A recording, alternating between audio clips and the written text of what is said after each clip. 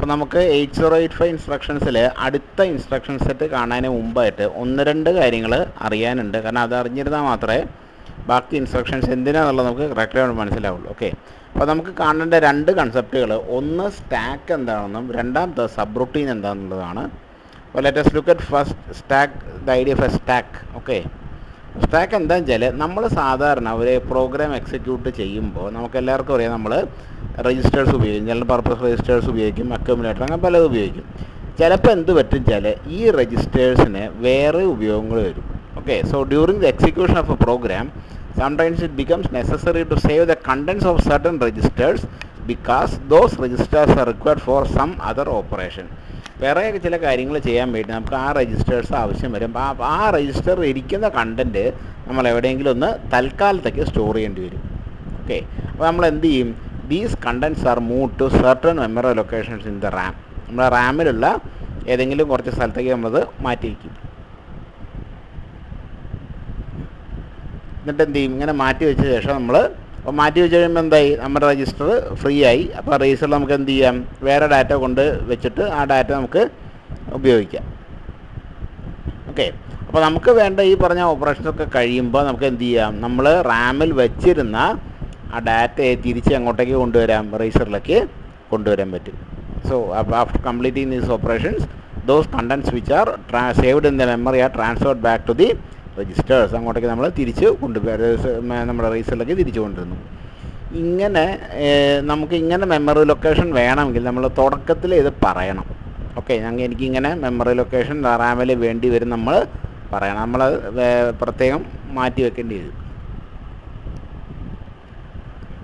അപ്പോൾ ഇങ്ങനെ നമ്മൾ മാറ്റി വയ്ക്കുന്ന മെമ്മറി ലൊക്കേഷൻസിനാണ് നമ്മൾ എന്ത് പേര് വിളിക്കുക? സ്റ്റാക്ക് എന്ന് വിളിക്കുക.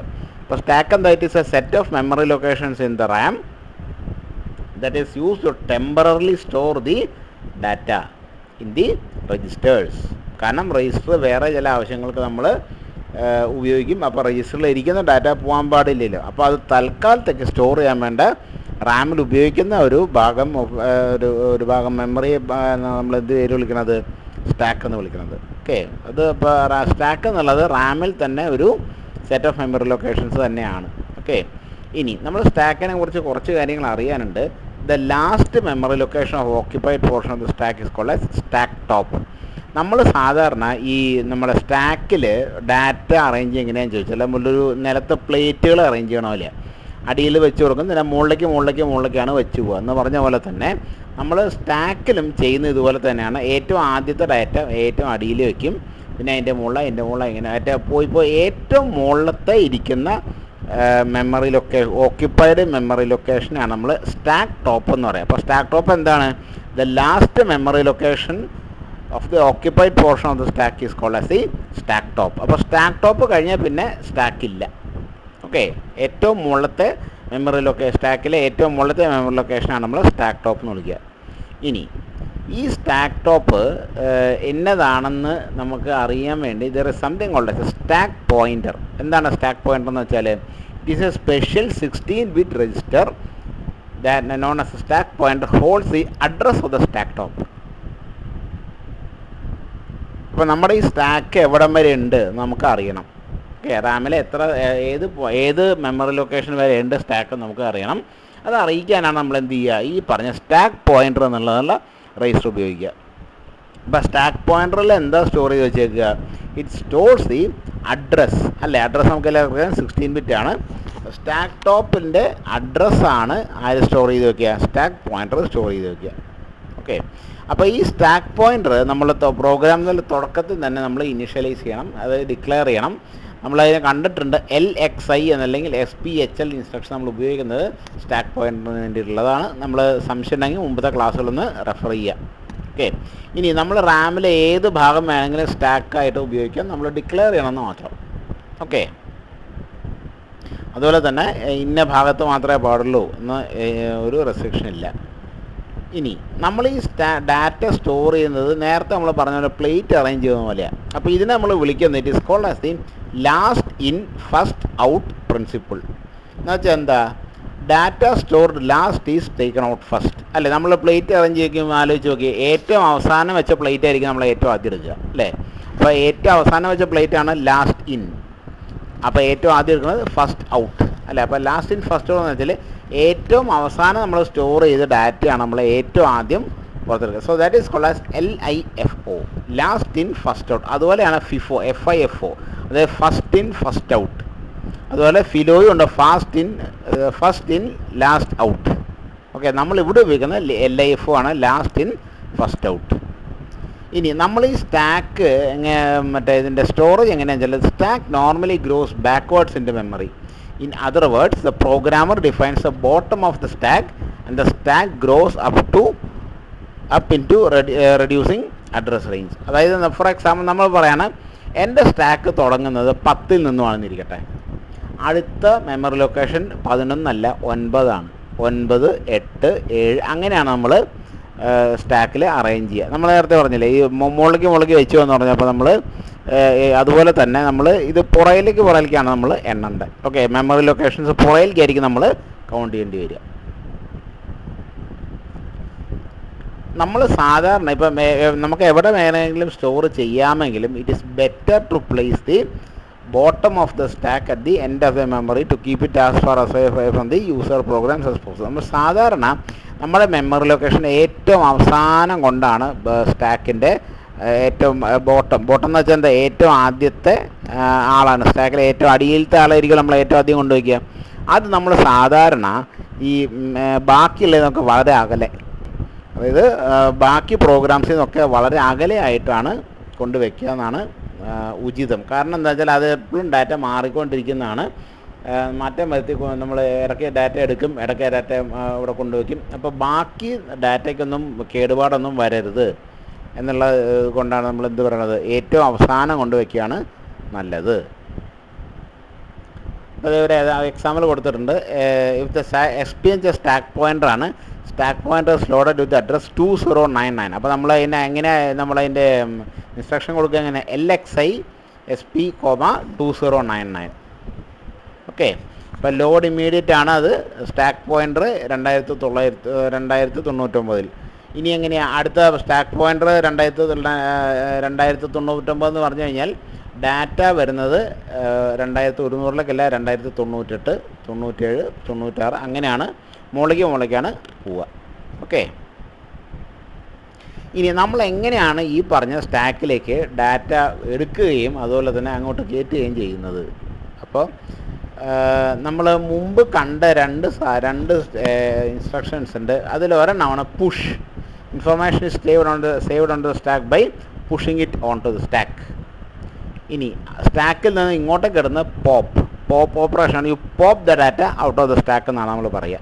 ഓക്കെ, നമുക്ക് പുഷും പോപ്പുമാണ് നമ്മുടെ ഡാറ്റ ട്രാൻസ്ഫറിനായിട്ട്, അതായത് സ്റ്റാക്കിൽ നിന്നുമുള്ള ഡാറ്റ ട്രാൻസ്ഫറിനായിട്ട് എക്സ് നമ്മൾ ഉപയോഗിക്കുക. ഓക്കെ, ഇത് വർക്ക് ചെയ്യുന്നൊരു കാര്യം നമ്മൾ പ്രത്യേകം ഓർക്കണം. ഈ പുഷും പോപ്പും രജിസ്റ്റർ പേഴ്സ് വെച്ച് വർക്ക് ചെയ്യുള്ളൂ. കാരണം നമ്മളവിടെ മിക്കവാറും കൊടുക്കേണ്ടാവുക അഡ്രസ്സായിരിക്കും. ഓക്കെ, മെമ്മറി ലൊക്കേഷൻ്റെ അഡ്രസ്സായിരിക്കും നമ്മൾ കൊടുക്കേണ്ടത്. അതുകൊണ്ട് തന്നെ ഇത് രജിസ്റ്റർ പെയറുകളായിട്ട് വർക്ക് ചെയ്യുള്ളൂ, ഒറ്റ രജിസ്റ്ററിൻ്റെ പുറത്ത് വർക്ക് ചെയ്യില്ല. അപ്പോൾ നമുക്ക് പുഷ് ഓപ്പറേഷൻ അതിൻ്റെ വർക്കിംഗ് നമുക്ക് നോക്കാം. It is a 1 byte instruction. The contents of the register pair is copy to the stack. അതാണല്ലോ പുഷ് ഓപ്പറേഷൻ ചെയ്യുക. പുഷ് ഓപ്പറേഷൻ്റെ പണി എന്താ, ഈ പറഞ്ഞ രജിസ്റ്റർ പെയറിലിരിക്കുന്ന ഡാറ്റേനെ സ്റ്റാക്കിലേക്ക് മാറ്റുക. അപ്പോൾ സ്റ്റാക്കിലേക്ക് മാറ്റുമ്പോൾ നമ്മളൊരു കാര്യം ഓർക്കേണ്ടത്, ഇത് ഒരു 16 bit ഡാറ്റയാണ്. ഓരോ രജിസ്റ്ററിലും 8 ബിറ്റ് വെച്ചാണ്. അപ്പോൾ B.Sc എന്നുള്ള രജിസ്റ്റർ പെയറിലാണ് നമ്മൾ B.Sc എന്നുള്ള രജിസ്റ്റർ പെയറിലുള്ള ഡാറ്റയാണ് നമ്മൾ ഇപ്പോൾ പുഷ് ഓപ്പറേഷൻ വെച്ച് സ്റ്റാക്കിലേക്ക് മാറ്റുന്നതെങ്കിൽ നമ്മൾ എന്താ ചെയ്യേണ്ടത്, ആദ്യം സ്റ്റാക്ക് പോയിൻ്റർ ഡിക്രിമെൻറ്റ് ചെയ്യുന്നു. പിന്നെ നമ്മൾ എന്ത് ചെയ്യുന്നു, copy the contents of the higher order register to the memory location pointed by the stack pointer. അപ്പോൾ ആദ്യം നമ്മൾ എന്ത് ചെയ്യുക, സ്റ്റാക്ക് പോയിൻ്റർ ഒന്ന് കുറയ്ക്കുക. കാരണം സ്റ്റാക്ക് പോയിൻ്റർ സൂചിപ്പിക്കുന്ന സ്റ്റാക്ക് ടോപ്പിനെയാണ്. ഓക്കെ, ഓർക്കേണ്ട കാര്യം, നമ്മൾ സ്റ്റാക്കിലേക്ക് ഡാറ്റ കൊടുക്കുമ്പോൾ എന്താണ്, നമ്മുടെ മെമ്മറി ലൊക്കേഷൻസ് കുറച്ചാണ് കൊണ്ടുപോകുന്നത്. കാരണം നമ്മൾ നേരത്തെ പ്ലേറ്റിൻ്റെ കാര്യം പറഞ്ഞില്ല, മുകളിലേക്ക് വെച്ച് പോകണത്. ആദ്യം 10ാമത്തെ പ്ലേറ്റ്, പിന്നെ 9ാമത്തെ പ്ലേറ്റ്, അങ്ങനെയാണ്. അപ്പോൾ അതേപോലെ തന്നെ നമ്മളിവിടെ എന്ത് ചെയ്യുന്നു, നമ്മുടെ മെമ്മറി ലൊക്കേഷൻസ് ഡിക്രിമെൻറ്റ് ചെയ്യണം. അതായത് കുറഞ്ഞാണ് അവർ. അതുകൊണ്ടാണ് നമ്മൾ ഏറ്റവും ആദ്യം എന്ത് ചെയ്തത്, stack pointer is decremented. Okay, stack pointer ഒരെണ്ണം കുറയ്ക്കുന്നു. അപ്പോൾ ഇനി അതിൻ്റെ മീനിങ് എന്താ? സ്റ്റാക്ക് ടോപ്പ് 100, ലെറ്റസ് 100ലാണ് ഇരുന്നേരുന്നതെന്നിരിക്കട്ടെ, നമ്മളൊന്ന് കുറയ്ക്കുമ്പോൾ എന്താവും? 99. 99 ആകുമ്പോൾ അതിൻ്റെ മീനിങ് എന്താ? നമുക്കിനി 99ലാണ് സ്റ്റാക്ക് ടോപ്പ് ഇരിക്കുന്നത്, അവിടെയാണ് ഡാറ്റ വെക്കേണ്ടത് നമുക്ക് മനസ്സിലായി. അപ്പോൾ നമ്മൾ എന്ത് ചെയ്തു? Copy the contents of the high order register to the memory location pointed by the stack pointer. അതിൻ്റെ മീനിങ് എന്താ? നമ്മൾ ഈ പറഞ്ഞ ഡാറ്റ മാറ്റുമ്പോൾ ബിയും സിയും വേറെ വേറെ രജിസ്റ്റേഴ്സ് ആണല്ലേ, അപ്പോൾ നമുക്ക് 8 ബിറ്റ് വെച്ചേ മാറ്റാൻ പറ്റുള്ളൂ. അപ്പോൾ ഇതിൽ നമ്മൾ എന്ത് ചെയ്യുന്നു? ഹൈ ഓർഡർ രജിസ്റ്റർ, അതായത് നമ്മൾ മുമ്പും പറഞ്ഞിട്ടുണ്ട്, നമ്മൾ ഈ രജിസ്റ്റർ പെയർ എടുത്തു കഴിയുമ്പോൾ ഒരു രജിസ്റ്ററിന് പ്രാധാന്യം കൂടുതലും വേറൊരു രജിസ്റ്ററിന് പ്രാധാന്യം കുറവുമാണ്. ഓക്കെ, അപ്പോൾ നമ്മൾ B.Sc എന്നുള്ള രജിസ്റ്റർ പെയർ എടുത്തു കഴിഞ്ഞാൽ ബിക്ക് പ്രാധാന്യം കൂടുതലും അല്ലെങ്കിൽ ഹയർ ഓർഡർ രജിസ്റ്ററും, സി ഒരു ലോവർ ഓർഡർ രജിസ്റ്റർ അല്ലെങ്കിൽ പ്രാധാന്യം കുറവുള്ള രജിസ്റ്ററാണ്. അപ്പോൾ അതിൻ്റെ മീനിങ് എന്താ? നമ്മൾ most significant bit higher order രജിസ്റ്ററിൽ, least significant bit lower order രജിസ്റ്ററിലാണ് നമ്മൾ വെക്കുക. ഓക്കെ, അപ്പോൾ ആദ്യം എന്ത് ചെയ്തു? ഹയർ ഓർഡർ രജിസ്റ്ററിലുള്ള മെമ്മറിയിലൊക്കെ, അതായത് അതിൻ്റെ കണ്ടൻറ്റ് എവിടെ കൊണ്ടുവച്ചു? നമ്മൾ സ്റ്റാക്ക് പോയിൻ്റ് നമ്മുടെ ഈ സ്റ്റാക്കിൽ കൊണ്ടുവച്ചു. അതിനുശേഷം നമ്മൾ എന്ത് ചെയ്യുന്നു? ഒന്നും കൂടെ നമ്മളെ സ്റ്റാക്ക് പോയിൻ്റർ കുറയ്ക്കുന്നു. കാരണം നമ്മൾ നേരത്തെ പറഞ്ഞു 100ലായിരുന്നു, 99ൽ സ്റ്റാക്ക് പോയിൻ്റർ കൊണ്ടുവച്ചു. 99ൽ നമ്മൾ എന്ത് ചെയ്തു? നമ്മുടെ ഹയർ ഓർഡർ രജിസ്റ്ററിൽ നിന്നുള്ള ഡാറ്റ കൊണ്ടുവച്ചു. അപ്പോൾ ഇനിയിപ്പോൾ നമ്മൾ എന്ത് ചെയ്യണം? ഒന്നും കൂടെ അടുത്ത പടി ഒരു സ്റ്റെപ്പ് മുകളിലേക്ക് കയറണം, അതായത് ഒന്ന് കുറയ്ക്കണം എന്നർത്ഥം. അതിനുവേണ്ടി നമ്മൾ എന്ത് ചെയ്ത്? Decrement stack pointer. ഇപ്പോൾ നമ്മുടെ സ്റ്റാക്ക് പോയിൻ്റർ എങ്ങോട്ടൊക്കെ സൂചിപ്പിക്കേണ്ടത്? ആദ്യം 100ലായിരുന്നു, പിന്നെ 99ആയി, ഇപ്പോൾ 98ആയി. അത് 98ൽ നിങ്ങൾക്ക് ഡാറ്റ വെക്കാമെന്നാണ് നമ്മൾ പറഞ്ഞത്. അതിനുശേഷം നമ്മൾ എന്ത് ചെയ്യുന്നു? Copy the contents of the lower order register of the memory location pointed by SP, that is SP-2. കാരണം നമ്മൾ രണ്ടാമത്തെ ഡിക്രിമെൻറ്റിംഗ് ആണ് നടക്കുന്നത്, അതാണ് SP-2 എന്ന് പറയുന്നത്. ഓക്കെ, ഇനി നമ്മൾ എന്ത് ചെയ്യുന്നു? ഇനി this is one cycle of the push operation. Okay, അപ്പോൾ ഇങ്ങനെയാണ് നമ്മൾ പുഷ് ഓപ്പറേഷൻ അല്ലെങ്കിൽ പുഷ് ഇൻസ്ട്രക്ഷൻ വെച്ചിട്ട് ഡാറ്റ മാറ്റുക. ഇനി നമുക്ക് ഈ പറഞ്ഞ പുഷ് ഓപ്പറേഷനിൽ അല്ലെങ്കിൽ പുഷ് ഇൻസ്ട്രക്ഷനിൽ ഉപയോഗിക്കുന്ന ഓപ്പറൻസ് ഏതൊക്കെയാണ്? HL, B.Sc, DE. ഇങ്ങനെ പറയാൻ കാരണം H എന്ന് പറഞ്ഞു കഴിഞ്ഞാൽ HL റൈസർ പെയറാണ്, B എന്ന് പറഞ്ഞു കഴിഞ്ഞാൽ B.Sc റൈസർ പെയറാണ്, D എന്ന് പറഞ്ഞാൽ DE റൈസർ പെയറാണ്. ഇത് കൂടാതെ there is something we can also use push PSW എന്ന് നമുക്ക് വേണമെങ്കിൽ പറയാം. അപ്പോൾ എന്താണ് PSW? PSW എന്ന് പറഞ്ഞു കഴിഞ്ഞാൽ സംതിങ് ഉള്ള പ്രോഗ്രാം സ്റ്റാറ്റസ് വേർഡ്. ഇതെന്താണെന്ന് ചോദിച്ചാൽ നമ്മുടെ അക്യൂമുലേറ്ററിൻ്റെ 8 ബിറ്റുകളും നമ്മളെ 5 ഫ്ലാഗുകളും ചേർത്ത് വെച്ച് കഴിഞ്ഞാൽ അതിനാണ് നമ്മൾ പ്രോഗ്രാം സ്റ്റാറ്റസ് വേർഡ് എന്ന് നമ്മൾ പറയണത്. ഓക്കെ, നമ്മൾ ഇതിനെക്കുറിച്ച് കൂടുതൽ കാണും. ഓക്കെ, അതാണ് നമ്മളിവിടെ പറയണത് push H, push B, push D, push PSW. അപ്പോൾ നമ്മൾ പുഷ് H എന്ന് പറഞ്ഞു കഴിഞ്ഞാൽ HL പെയർ എന്നുള്ളവിടെ അണ്ടർസ്റ്റുഡ് ആണ്. കാരണം പുഷ് ഓപ്പറേഷൻ വർക്ക് ചെയ്യുന്നത് എങ്ങനെയാണ്? രജിസ്റ്റർ പെയറുകളുടെ പുറത്ത് മാത്രമാണ്. ഓക്കെ, അപ്പോൾ PSW എന്താണെന്നുള്ളത് നമ്മൾ ഡീറ്റെയിൽ ആയിട്ട് നമ്മൾ കാണും.